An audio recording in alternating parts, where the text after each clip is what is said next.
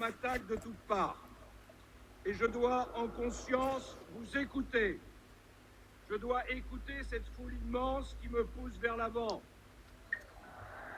Mais je dois aussi m'interroger sur ceux qui doutent et qui fuient le navire.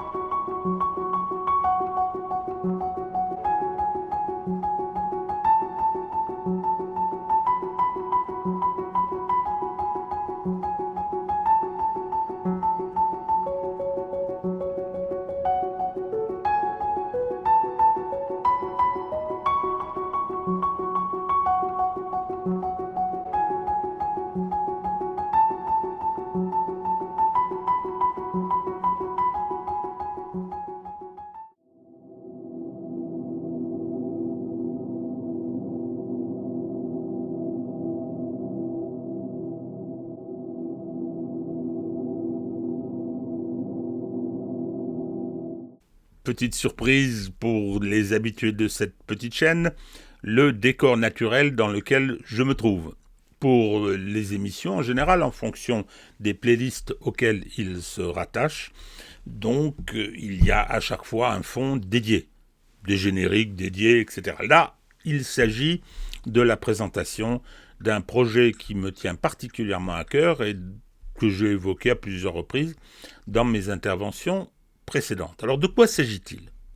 Parce que je tiens à l'exposer puisque je vais vous solliciter. Je vais vous solliciter votre soutien, mais qui sera un soutien spécifique à ce projet.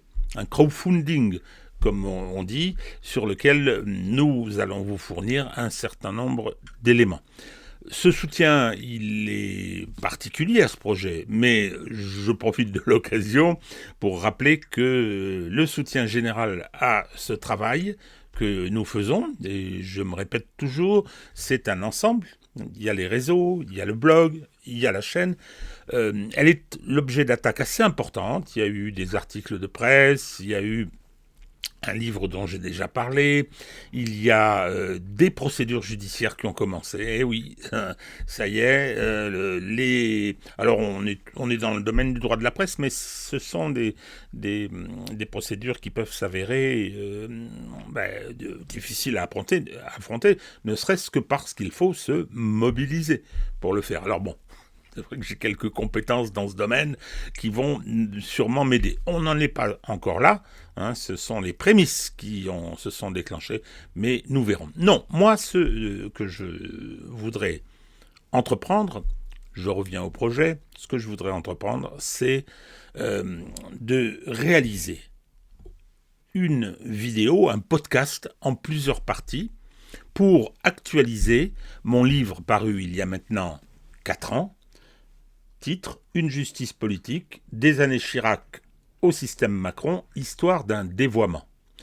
C'est un livre copieux, comme vous pouvez le voir, il fait 600 pages, il est toujours absolument pertinent, je dirais même que les choses se sont aggravées depuis. C'est quoi la problématique de ce livre ? C'est quoi son propos ? C'est de raconter comment l'appareil judiciaire français, comment le corps de la magistrature s'est émancipé du pouvoir politique, a pris son indépendance, non pas pour assurer dans l'exercice de ses missions son impartialité, mais pour faire le contraire. Pour faire exactement le contraire, l'appareil judiciaire, la magistrature est aujourd'hui devenue un pouvoir politique autonome, en violation bien évidemment de tous les principes, séparation des pouvoirs bien sûr, et surtout absence de légitimité démocratique directe pour le pouvoir judiciaire, l'autorité judiciaire comme on l'appelle dans la Constitution de 1958.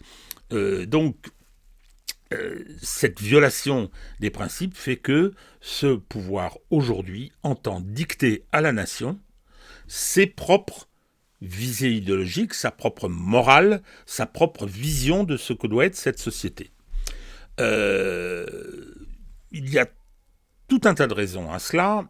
Et puis, il y a également une autre donnée. On peut constater encore aujourd'hui ce qui se passe.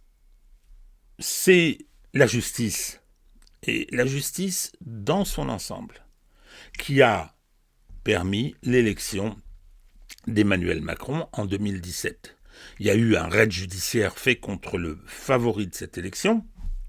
Je n'ai pas de considération particulière pour François Fillon, mais il a fait l'objet d'une opération fulgurante visant à le disqualifier, visant à faire passer Emmanuel Macron au deuxième tour pour y être opposé à Marine Le Pen, ce qui à l'époque était la garantie de son élection.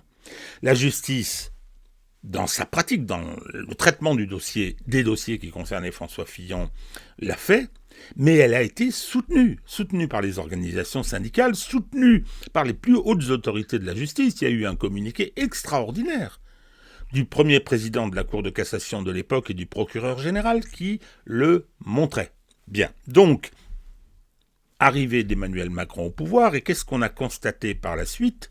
C'est que dans le traitement d'un certain nombre d'affaires que je vais appeler médiatico-politico-financières, dans le traitement d'un certain nombre de ces affaires, la justice était d'une totale partialité. On attaque les adversaires et on les réprime, les adversaires d'Emmanuel Macron, les adversaires politiques, s'entend. Lui-même et son système, on le protège, c'est-à-dire que tous les scandales qui pourraient et qui devraient normalement exploser ne bougent pas, font l'objet d'instructions particulièrement calmes.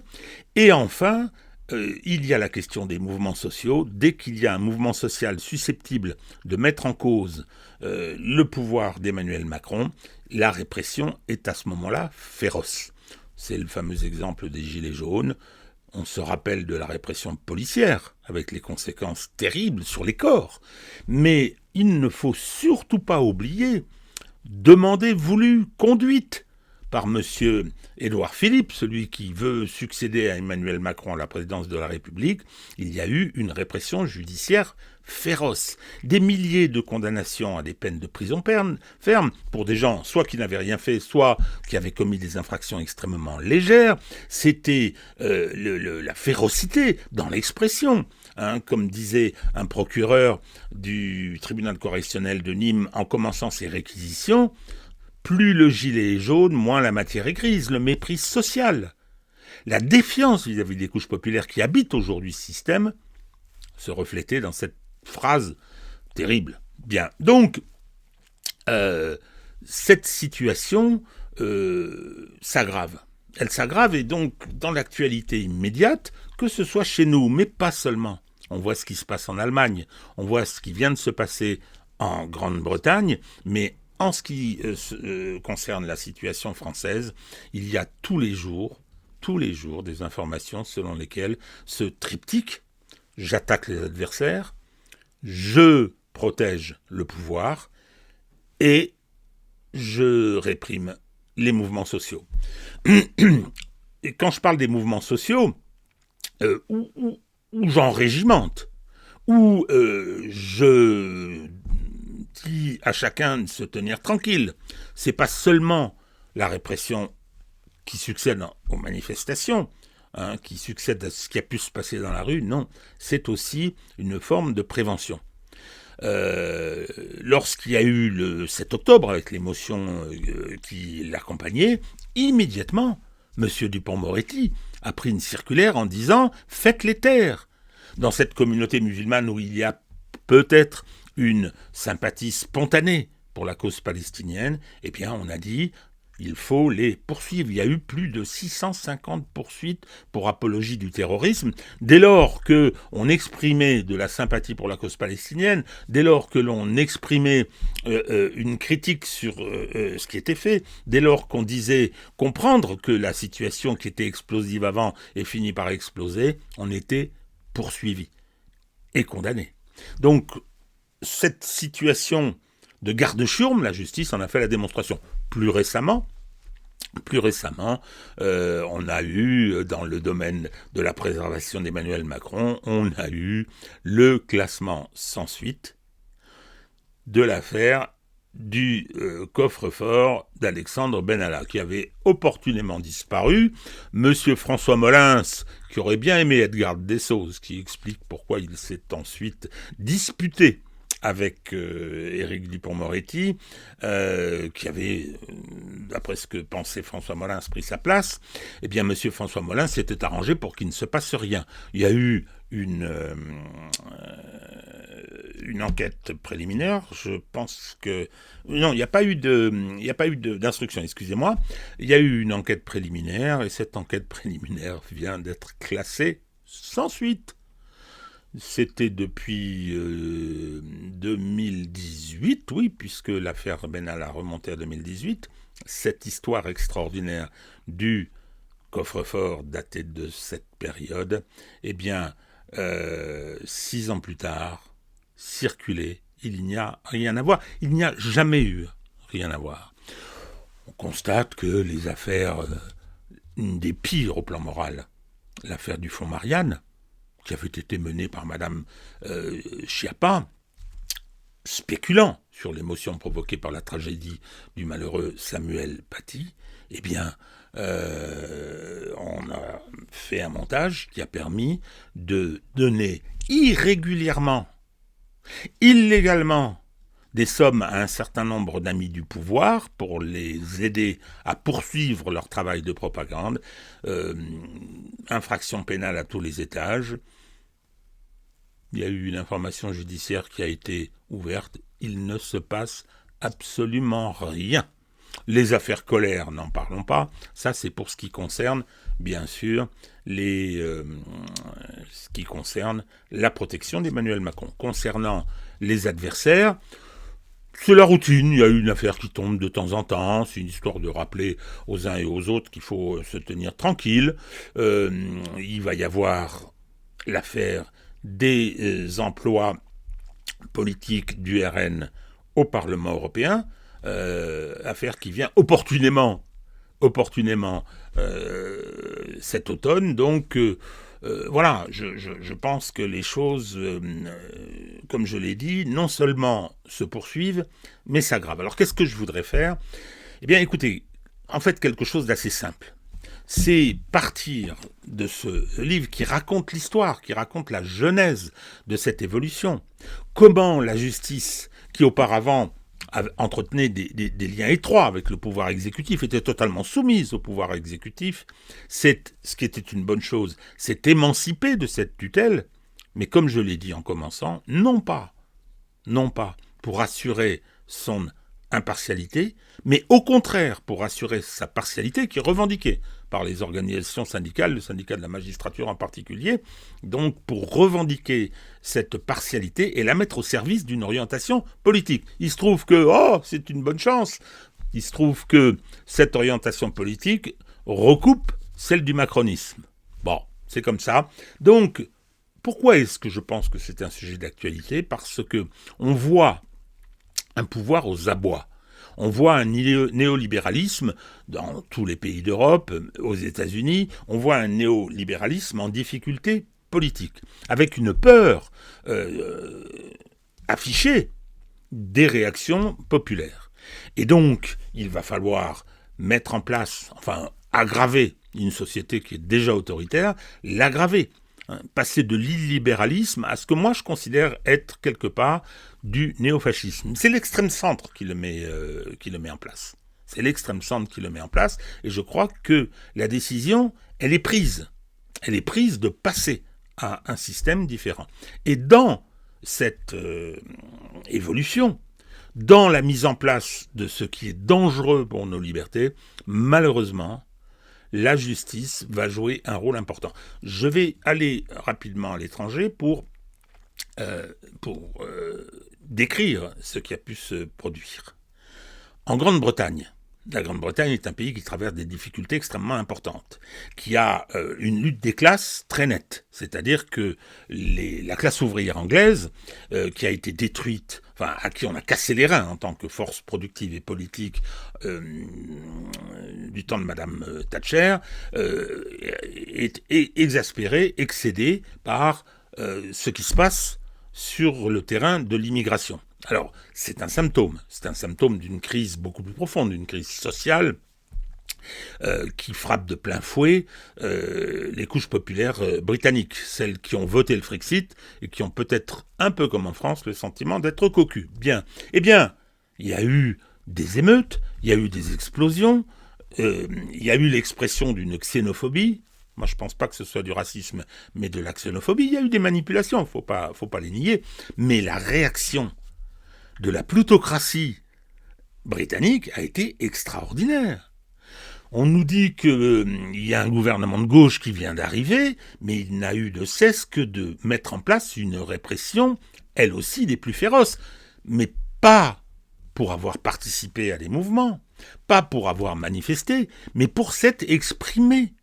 Le pays de l'habeas corpus, le pays de la liberté d'expression, la Grande-Bretagne, qui le revendique en permanence, a vu des procédures extraordinaires. On a vu ces magistrats en robe rouge avec leurs perruques donner des cours de morale aux ouvriers en leur disant « vous avez dit ceci, vous avez retweeté quelque chose de critique concernant la politique britannique d'immigration, 2 ans en prison, 6 mois en prison ».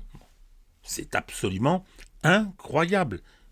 Et dans le silence total de nos belles âmes.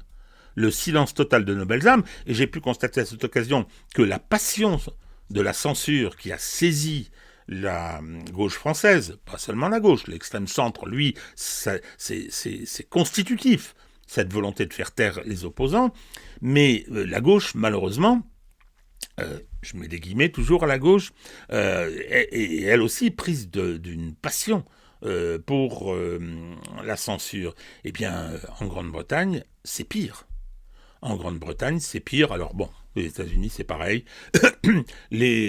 Sous prétexte de la chasse aux fake news, à la désinformation, à l'influence des Russes, parce que ce sont bien évidemment les Russes qui sont responsables de tout, eh bien, on met en place un système que je considère néofasciste. C'était l'exemple britannique qui m'amène à considérer qu'il est nécessaire de s'interroger sur cette évolution et, à ma place, je vais essayer de faire un travail pédagogique en revenant sur ce qui s'est produit, en revenant sur cette évolution, en montrant comment elle s'aggrave, c'est-à-dire en donnant une forme audiovisuelle au livre que j'ai écrit. C'est une façon de le mettre à jour, mais je ne vais pas faire une nouvelle édition, parce que c'est un énorme travail. Puis j'ai d'autres choses en tête en ce qui concerne l'écriture, donc on va tenter de faire quelque chose sur le plan audiovisuel.